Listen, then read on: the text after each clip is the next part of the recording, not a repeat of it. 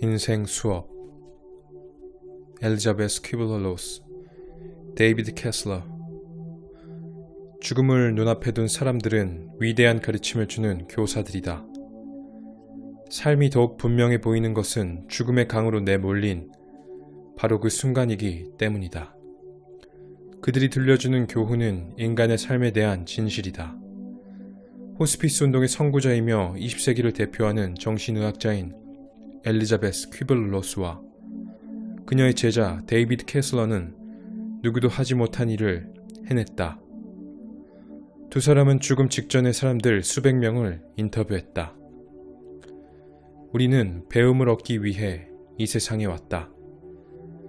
태어나는 순간 누구나 예외 없이 삶이라는 학교에 등록한 것이다. 수업이 하루 24시간인 학교에. 삶이 있는 한 그 수업은 계속된다. 그리고 충분히 배우지 못하면 수업은 언제까지나 반복될 것이다. 우리가 지구로 보내져 수업을 다 마치고 나면 나비가 누에를 벗고 날아오르는 것처럼 우리의 영혼을 육체로부터 해방하는 것이 허락된다. 시간이 되면 우리는 집에서 신에게로 돌아가는 아름다운 나비처럼 떠날 수 있고 더 자유로운 영혼이 될 수 있다. 우리가 배워야 할 과목들은 사랑, 관계, 상실, 두려움, 인내, 받아들임, 용서, 행복 등이다. 나아가 이 수업은 궁극적으로는 나 자신이 진정 누구인가 하는 깨달음, 그 깨달음으로 우리를 데리고 간다. 그것이 이 수업의 완성이다. 그 나는 죽음으로써 영원히 사라져버리는 존재인가? 아니면 모습을 바꿔가며 배움을 계속하는 존재인가? 생의 어느 시점에서 누구나 스스로에게 물음을 던진다. 이것이 진정 내가 원하는 삶일까? 비극은 인생이 짧다는 것이 아니라 단지 정말 중요한 것이 무엇인가를 너무 늦게서야 깨닫는 것이다. 그런 의미에서 죽음에 직면한 이들의 가르침은 어떤 종교의 설교보다도 뛰어나다. 그들은 책이나 경전에서 얻는 경구가 아닌 자신들의 육성으로 삶에서 무엇이 가장 중요한가를 일깨운다. 죽음은 삶의 가장 큰 상실이 아니다. 가장 큰 상실은 우리가 살아있는 동안 우리 안에서 어떤 것이 죽어버리는 것이다. 이 책 속의 숱한 등장인물들의 말을 빌리면 삶은 하나의 기회이며 아름다움이고 놀이이다. 그것을 붙잡고 감상하고 누리는 것은 우리 자신에게 달린 일이다. 세상이 보여주는 최상의 것을 배우는 일은 우리 자신의 몫이다. 살아가는 데는 두 가지 방법이 있다. 하나는 기적이 존재하지 않는다고 생각하며 사는 것이고, 다른 하나는 모든 것이 기적이라고 생각하며 사는 것이다. 우리가 한 말과 행동이 어쩌면 우리가 사랑하는 이에게 하는 마지막 말과 행동이 될지도 모른다. 어느 누구도, 단 한 사람도 죽음을 피할 수 없다. 이것이 죽어가는 사람들로부터 배울 수 있는 가장 큰 교훈이다. 그들은 말한다. 지금 이 순간을 살라고. 삶이 우리에게 사랑하고 일하고 놀이를 하고 별들을 바라볼 기회를 주었으니까. 나는 은하수로 춤추러 갈 거예요. 그곳에서 노래하고 춤추며 놀 거예요. 죽음에 대한 세상의 생각을 바꿔놓은 여인, 삶과 죽음에 관한 한 모든 이들의 교사로 불렸던 엘리자베스 퀴블러-로스는 자신에게 다가오는 죽음을 느끼며 그렇게 말했다. 악기를 배웠더라면 연주하고 노래할 텐데 다룰 줄 아는 악기가 없음을 아쉬워하면서, 비록 모든 이들이 그녀의 이름을 알지 못할지라도 세상은 그녀로 인해 더 나은 곳이 되었다.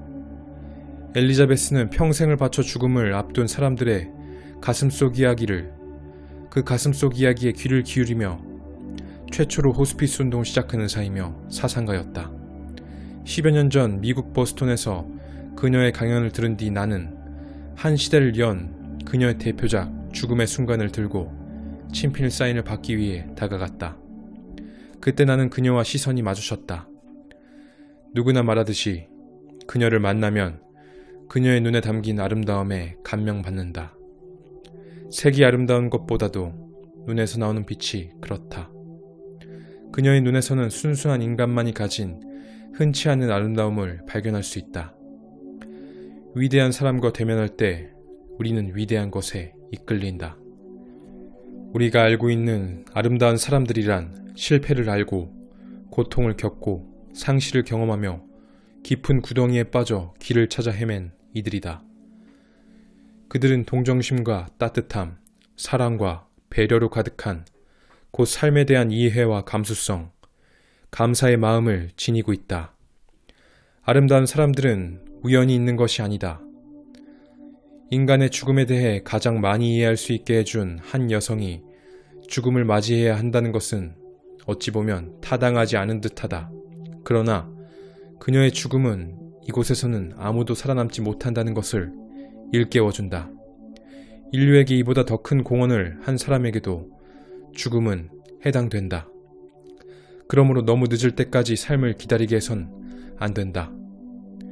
2004년 8월 78세의 나이에 엘리자베스 퀴블로 로스는 그렇게 은하수로 춤추러 떠났다. 40년 동안 삶과 죽음을 화두로 삶은 연구자답게 그녀의 장례식 또한 독특했다. 의식의 절정은 그녀의 두 자녀가 관 앞에서 작은 상자를 열었을 때였다. 상자 안에서 한 마리의 호랑나비가 날아올랐다.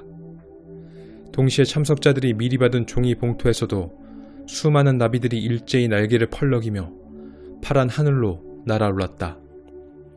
그녀가 가진 사상의 상징이었던 나비.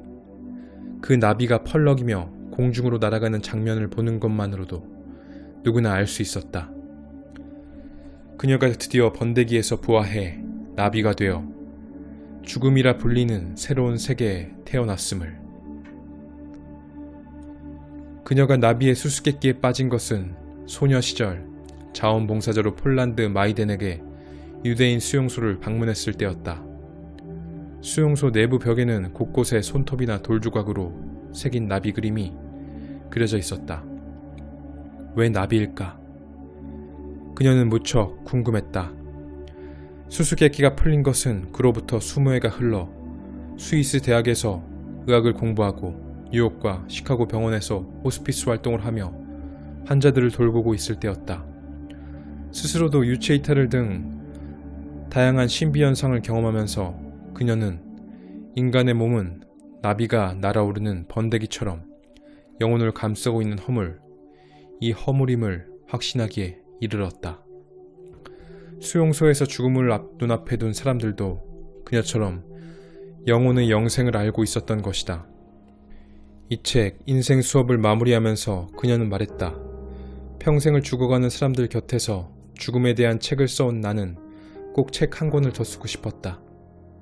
죽음에 대한 책이 아니라 삶과 살아가는 일에 대한 책 말이다.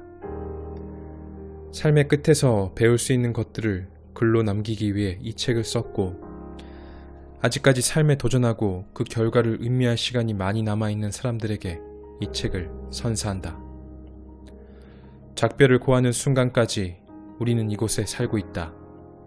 이 기간 동안에 행복하라는 것 외에는 다른 숙제가 없다. 행복해지기 위해 마지막으로 무엇인가를 시도한 적이 언제였는가? 마지막으로 멀리 떠나본 적이 언제였는가? 누군가를 진정으로 껴안아 본 적이 언제였는가? 살고, 사랑하고, 웃으라. 그리고 배우라. 이것이 우리가 이곳에 존재하는 이유다. 삶은 하나의 모험이거나 그렇지 않으면 아무것도 아니다. 지금 이 순간 가슴 뛰는 삶을 살지 않으면 안 된다. 류시우